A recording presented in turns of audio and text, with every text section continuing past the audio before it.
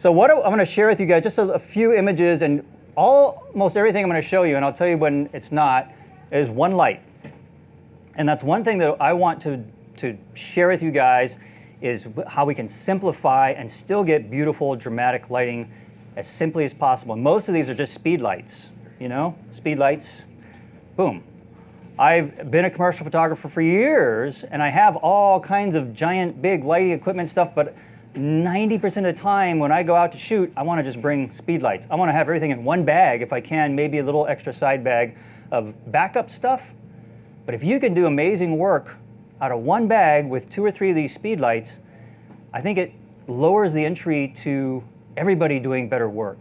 Because I find that that's one thing that most photographers who are new to it are intimidated by these little lights and how to operate them. And that's kind of what I want to do, is to break down that intimidation factor and show you how you can get great stuff with 1, 2 lights. And just knowing how to work them and how to use them and blend it with your ambient light is the key factor. This is just one light blended with the ambient light at the right time, the right exposure settings to blend. Okay, one light, you can see the light source. This was my Luna Grip. This is a lighting product that I developed, and I'll tell you a little story on it in a little bit. Very simple, portable, beautiful soft light that you can take with you anywhere. This is a bridal shoot, and this bride actually was a semi-pro boxer. And so for her bridal portraits, her trainer gave her as a present for her bridal shoot, he set up a full-size regulation boxing ring down at a park that we chose to go set up. So we got permission to shoot in this park. He brought his crew down there and took like 5 hours to set up the boxing ring, and we did a whole series of portraits with her and her groom in this boxing ring at the park, which was an amazing setting for her bridal portraits. And this is 2 speed lights, and you can see this one, which is simulating the sun beaming through, is actually a speed light, just a bare head speed light. The light stand of which I just photoshopped out. There's a light stand holding it. And then there's one with a soft, medium-sized box, like the size of this rapid box over here, off to the side, creating this nice little side light to highlight her muscles and the dress, and the detail in the dress. All right. Then we did some really knockout shots here. This was, again, another speed light on the stand in the back. And one more light on the right of me, camera right here, which illuminates her in a medium-sized box. So again, very simple lighting, 2 lights. And there's a reflector over here to kind of fill in his face here. And this was kind of funny. This water, I wanted to get the look of, you know, the punch and the sweat, blah, blowing up and like that. So how am I going to do that? He's not sweaty. She's not really punching him. There's a mat. He's just jumping onto a mat in the bottom here. So my assistant gets the idea. She gets a water bottle, and she's standing off to the side, drinks some plain water, and then and spits it out all over the place. As then we do it over and over again, and she's just spitting water on everybody in the whole scene to get the water sprinkles in the background. This is for a band, a little rock band shoot, and again, mostly speed lights, although I'll show you behind the scenes on this that there were some other lights in use. Here's kind of a behind the scenes to give you an idea of what the setup would look like.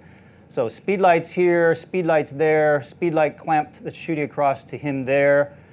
These are monolights, all triggered with just radio slaves, but that's about as complicated as it gets for me as far as scenes. And I'll talk a little bit about how to set up a complicated scene, but we're going to work on something simpler today, of course. We don't have that kind of a setup. This is a fun, this is Craig Strong, the inventor of the Lens Baby. You guys heard of the Lens Baby?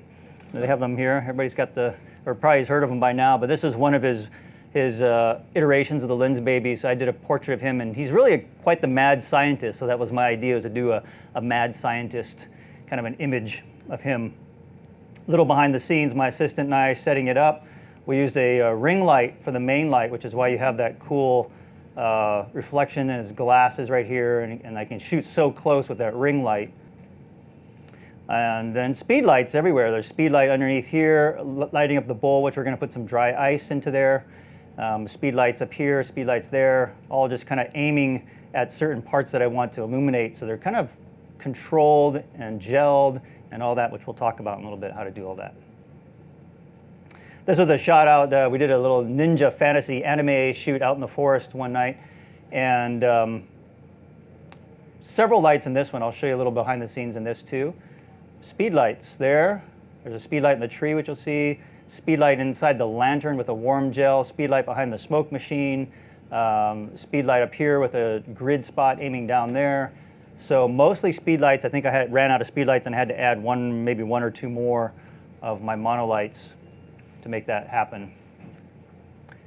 There's a speed light on the tree. Gorillapod, this is a great accessory to have if you don't have one of these. Kind of designed for holding little cameras, but I find them awesome for flashes.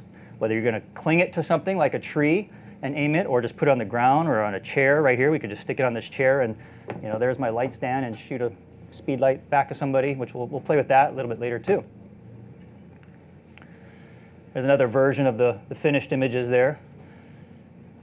Quite a few lights going on, but try to keep it, again, we build it one little step at a time, and that's kind of the important thing with any scene, whether it's your one light or you go up to 10 lights.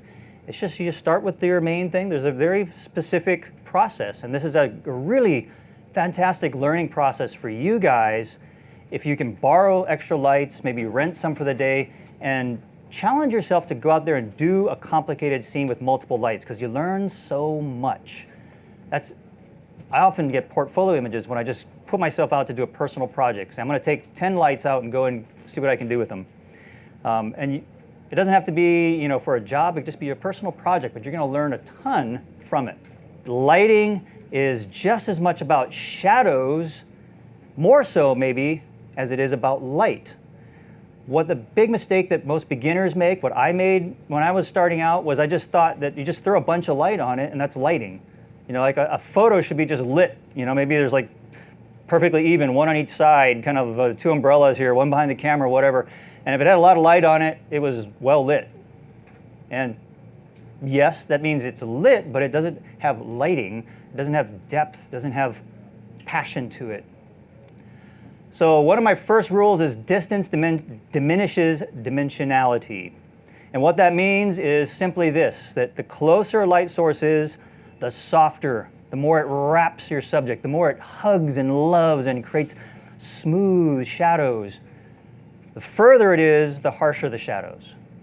Firing through a disc, and this is about 4 feet away, through a fairly large diffused surface. This is about a 40-inch disc, which is what my Luna Grip is based off of. 40-inch disc, so that's essentially a 40-inch softbox, which should be really, really soft, right? But look, at 4 feet away, it's not that soft. The shadow transitions are quick. This is how you tell a harsh light, is it goes from highlight to shadow very quickly. All right? But if we bring that same light source, adjusting the power appropriately, to 1 foot away, look at the difference now. That by itself could be a solo portrait light. You don't really need any fill or anything. That's beautiful by itself. Same light source, same everything, 1 foot away is now gorgeous, soft transitions to the shadows. We still have shadows because that's important. We're not afraid of shadows. We just want them to be soft, three-dimensional. Sometimes we want very crisp, dramatic light, but you need to follow your nose, follow your model's nose, your subject's nose. So if you look at this young lady here, this is a senior portrait. My light source, my primary light source is a grid spot, which is the road grid we'll use here, covering the front of my speed light. That narrows my beam, actually makes a tighter beam, more like a spotlight, aiming right at her face. I had another one of the same setup back here to create this edge light. Notice this little separation light, the nice little highlight along her arm and her hair. That's really important because that creates that separation from the dark background.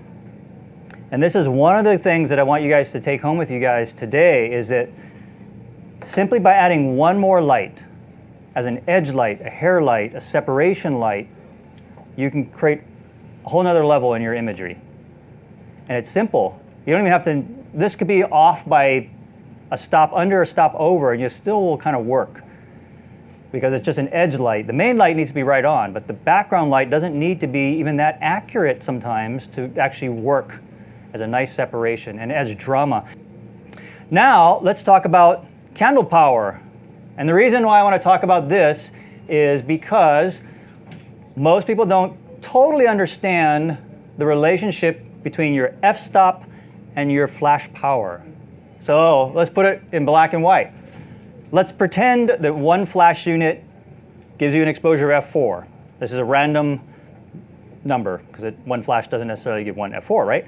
But let's just say one flash is f4. I add one more flash, boom. So I get one more f-stop, right? f5, 6. So I add one more flash. What do I get? 6, 7, 1, 6, 3. You went to school. No, yeah. You're right, 6.7. Why is that? That seems weird, right? For some of us. Because in reality, to get just one f-stop, no matter where you're at, just one f-stop, you have to double whatever you already had. Or the opposite, or if you want one less f-stop, you have to take half.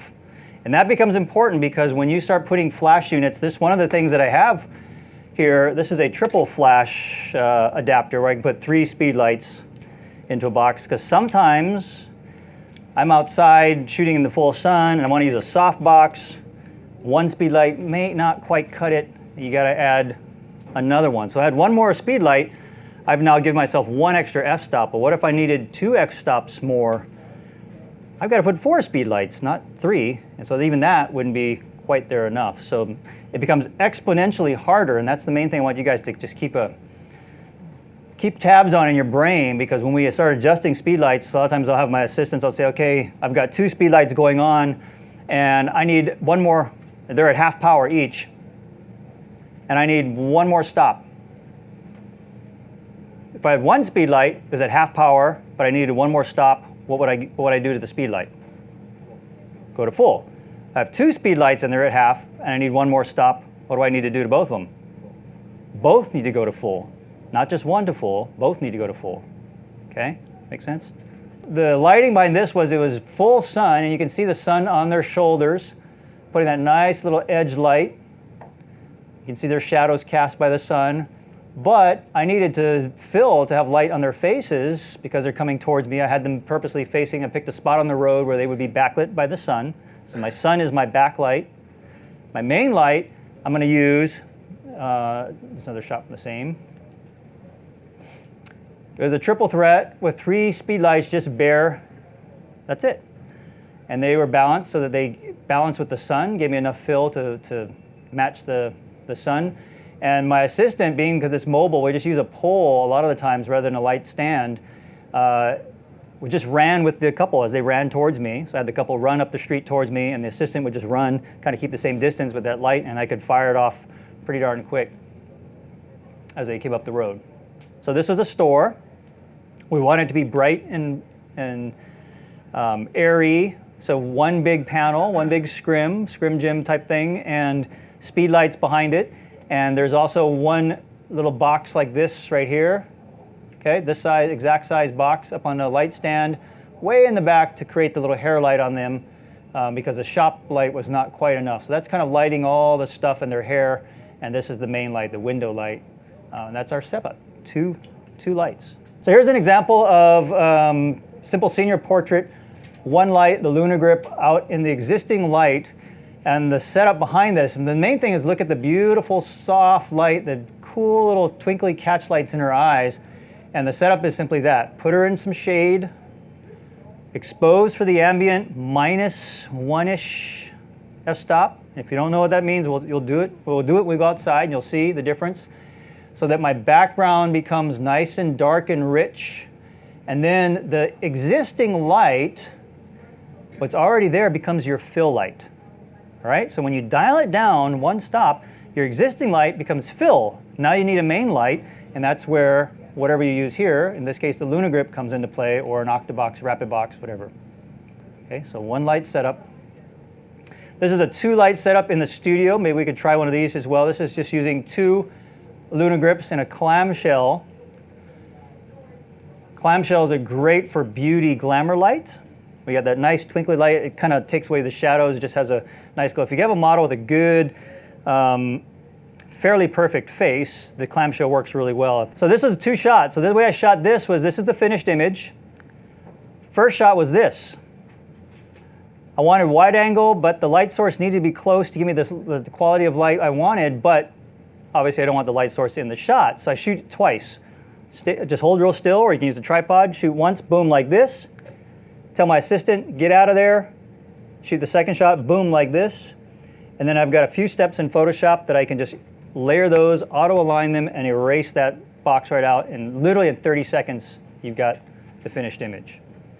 Really, really easy, but you have to know that you can do it and know how to shoot it to be able to get that result. But then you have something that's virtually impossible to get that quality of light that close to her and be out of the shot in a wide angle.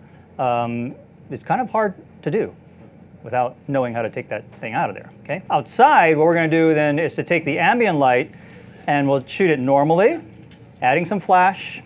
We'll darken it up, we'll throw the ND filter on there and play with some of those tricks that we've been talking about earlier, and you can see how we can create a variety of looks with pretty average light outside, all right? Whether you're a hobbyist or a professional, B&H has the answers to your questions.